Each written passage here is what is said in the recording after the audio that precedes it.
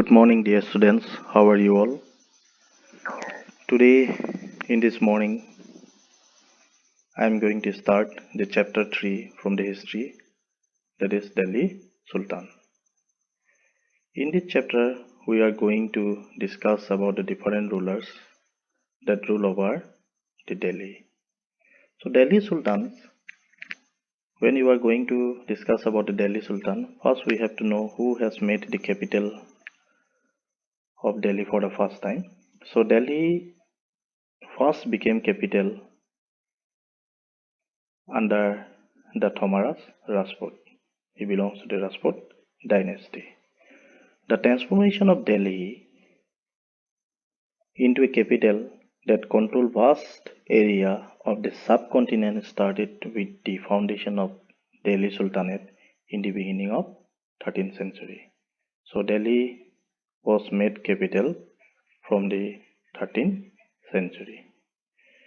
So to know the different rulers of the Delhi, we have a table chart here showing the different Rajput dynasty. You can go through from your books very clearly.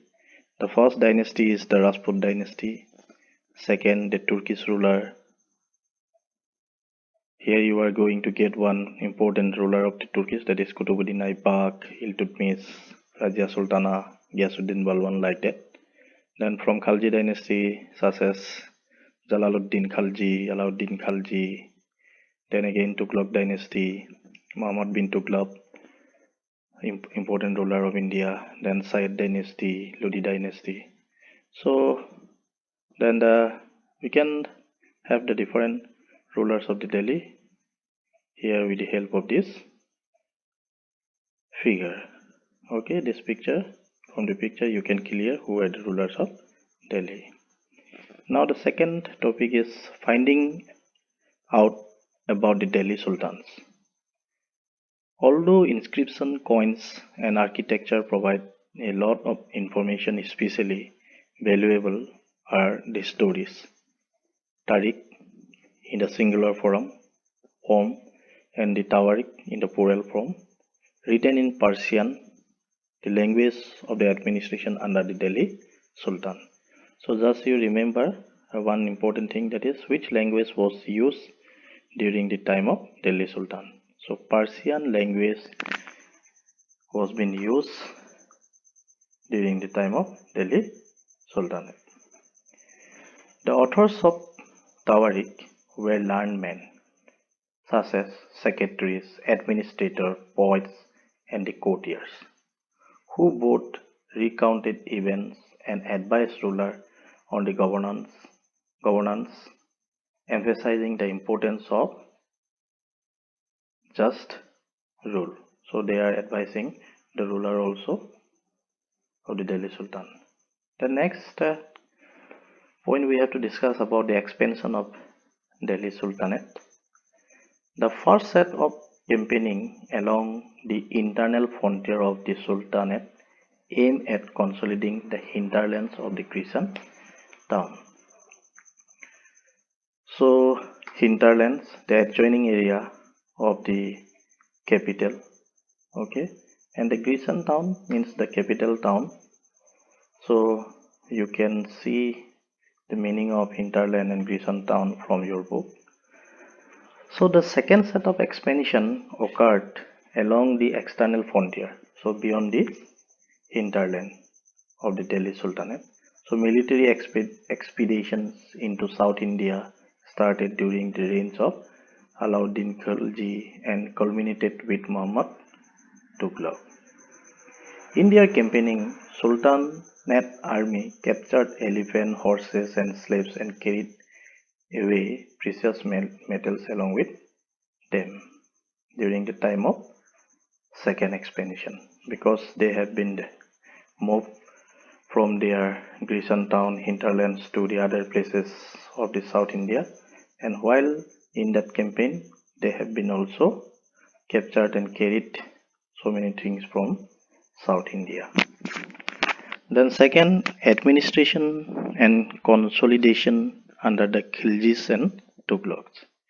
Rather than appointing and landed chieftains as governor, the early Delhi Sultans, especially Iltutmish, favored their slaves, special slave purchased for military service called Bandagan.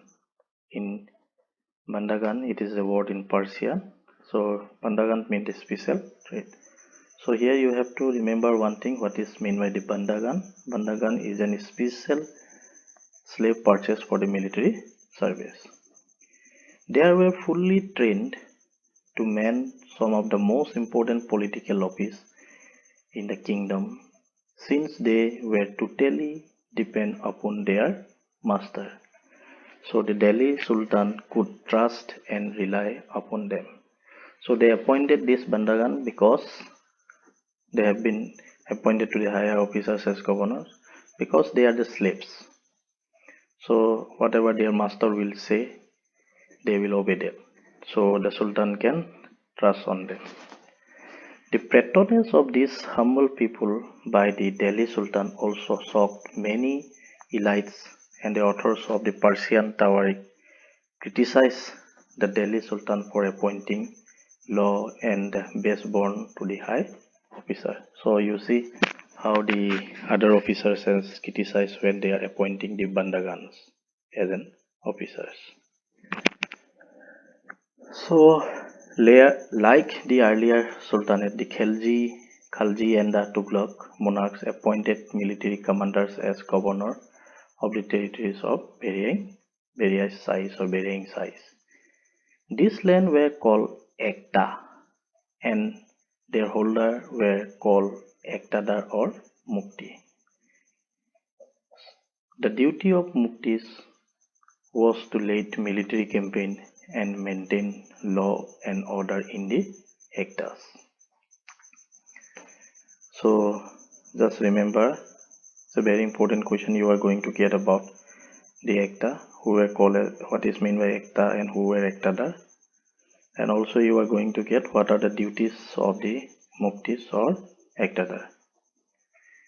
In exchange of their military service, the Muktis collected the revenue of their assigned as salary. Okay, so as they are serving in military, so Muktis or the Ektadar, they have to be collected the revenue or the taxes from the area which were under them, and from that area some of the portion has been assigned them as their salary. They also paid their soldiers from this revenue. So Ektadar himself used to be collect the revenue or the taxes from the area under him, and out of that some has been their salary, some amount is for their salary, and the sum of the amount has been paid to the soldiers under him. Under Alauddin Khilji, the state brought the assessment and collection of land revenue under its control. There were three types of taxes. Okay, so what are these three types of tax? The first tax is on the cultivation called curds, and amounting to the 50% of the present produce. The second tax is on the cattle, and third on horses. So you remember the different type of tax that has been collected during the time of Delhi Sultan. So now you are going to get the difference ruling time of the Alauddin Khilji and Muhammad Tughlaq. So you can go through these things from your book clearly. Okay, their attacks, then they are constructed, what they are constructed, okay, what type of things they have been paid, and also the different administrative measures. Delhi Sultanate in the 15th and 16th century. We are going to see about the Delhi Sultanate during the time of 15th and 16th century. You will notice that after the Tughlaq, the Sayyid dynasty and Lodi dynasty ruled from Delhi and Agra until 1526. So till the 1526, it was the Delhi and Agra all were under the Delhi Sultanate. This was also the period which saw emergence of new ruling groups like the Afghans and the Rajput. Some of the states established in this period were small but powerful and extremely well administered. Sher captured Delhi and established his own dynasty. Then let us summary of this chapter. What you have to be know and what you have to remember from this chapter. The rulers of the Delhi, then the finding about the Delhi Sultans, how we can find out about the Delhi Sultanate. So the story is written by the Tariq and Tawari. Then the expansion of Delhi Sultanate, that is internal frontier and external frontiers. Then administration and consolidation during the time of Khaljis and the Tughlaq. Then you have to be study the comparison between the Alauddin Khilji and Muhammad Tughlaq. And the Delhi Sultans, what happened to Delhi Sultans during the time of 15th and the 16th century. So dear students, in a short way I try to make you understand about this chapter. Have a nice day. Thank you.